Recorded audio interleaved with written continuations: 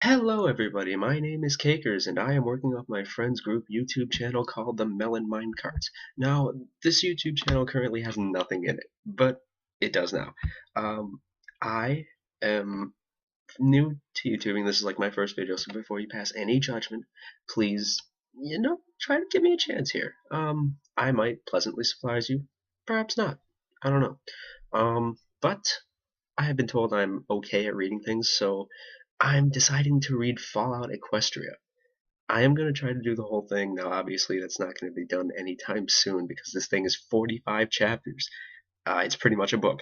So, I'll try to do maybe 1, 2 chapters a time because I'm only going to give myself like 10, 15 minutes. So, before I waste any more time, we're just going to jump right into this. Alright? Here we go. Fallout Equestria Introduction. Once upon a time, in the magical land of Equestria, there came an era when the ideals of friendship gave way to greed, selfishness, paranoia, and a jealous reaping of dwindling space and natural resources. Lands took up arms against their neighbors. The end of the world occurred much as we had predicted. The world was plunged into an abyss of balefire and dark magic. The details are trivial and pointless. The reasons, as always, purely our own. The world was nearly wiped clean of life. A great cleansing. A magical spark struck by pony hooves which quickly raged out of control. Mega spells rained from the sky. Entire lands were swallowed in flames and fell beneath the boiling oceans.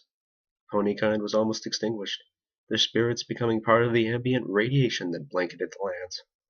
A quiet darkness fell across the world. But it was not, as some had predicted, the end of the world.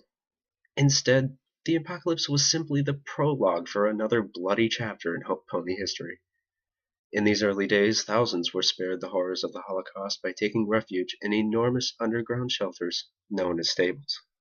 But when they emerged, they had only the hell of the wastes to greet them, all except those in Stable 2.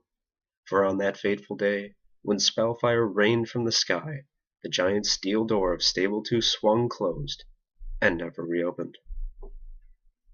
Alright, that was the introduction. We are now going to move on to the prologue.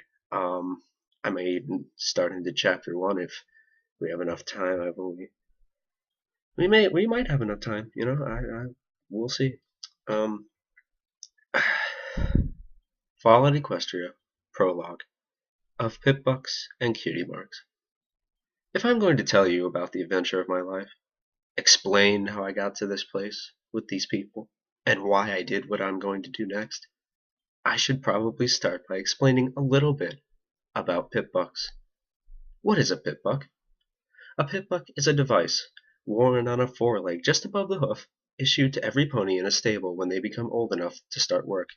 A blending of unicorn pony magic and science, your Pip-Buck will keep a constant measure of your health and even administer healing poultices and other medicines. Track and organize everything in your saddlebags, assist in repairs, and keep all manners of notes and maps available at a hoof tap.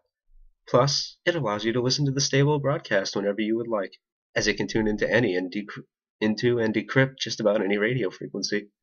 And that's not all. A pony's Pip-Buck generates an EFS, Eyes Forward Sparkle, that will indicate direction and help gauge whether the ponies or creatures around you are hostile. And perhaps most impressively, a Pip-Buck can magically aid you in a fight for brief periods of time through the use of SATs, Stable Tech Arcane Targeting Spell.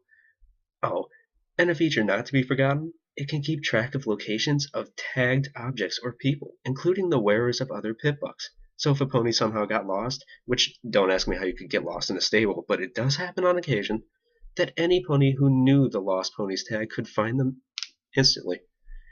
It can even be made to glow like a lamp. So yes, Pip-Bucks really are a testament to unicorn pony arcane science. And yes, having a Pip-Buck is a big advantage. So, with how wonderful and miraculous all that just sounded, it's hard to impress upon ponies who've never lived in a stable just how ordinary, how pedestrian, a Pip-Buck was in the eyes of the ponies living in Stable 2. And why I was disappointed to have one as my cutie mark. Every pony in Stable 2 has a Pip-Buck. All that stuff I mentioned, most ponies don't even use half of it. They just used it to turn into the stable broadcast. Listen to the sweet, sweet voice of Velvet Remedy in the evenings, or the latest school singing competitions during the day. The stable has two soccer leagues, one which allows sats, and one which prohibits it. Otherwise, most ponies paid their pit bucks almost no attention at all.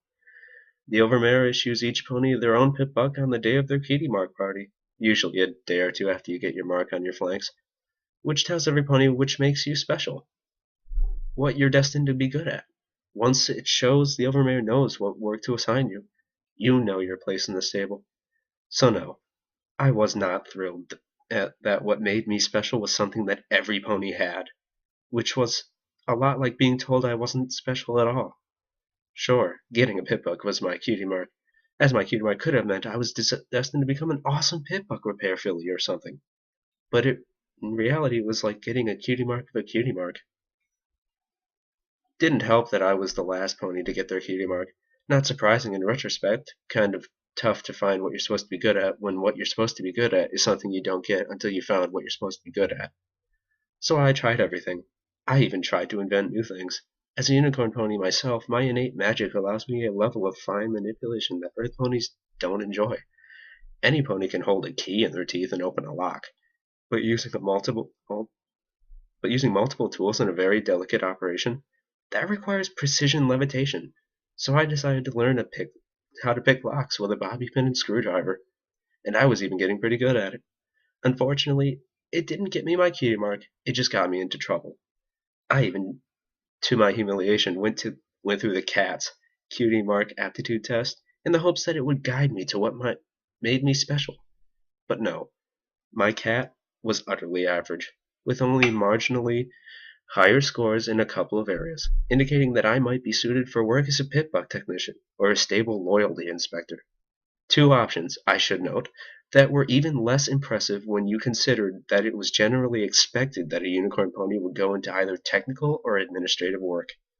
That is, except the unicorn ponies who are natural artists, like Velvet Remedy. As I said before, our inherent magic allows us the sort of fine manipulation that technical work demands. Likewise, the Overmare and her government are always unicorn ponies. It is the Overmare's unicorn magic, after all, that creates the false sunlight used to grow our underground apple orchards. And while our apples might not look like those beautiful red things in the old books, they are what keep us alive. It was only because they let me try my hoof at both positions that I gained access to a pit buck before receiving my own. Otherwise, I might never have gotten my cutie mark. Oh, my name is Little Pip, by the way. Go figure. I was given the name because I was the youngest and smallest, and even my mother had the good sense not to call me Pipsqueak. Not that I don't love her, but when a filly's cutie mark is a glass of hard apple cider. Anyway, funny how names like that turn out sometimes. Pleased to meet you. Here's my story. Alright, that was the end of Fallout Equestria Prologue. Now, I could start on Chapter 1, but I'm not going to get too far because I'm already like 8 minutes in. So, I think that's going to cut it for this episode.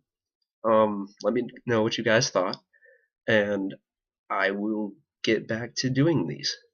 Until next time, this is Cakers, signing off.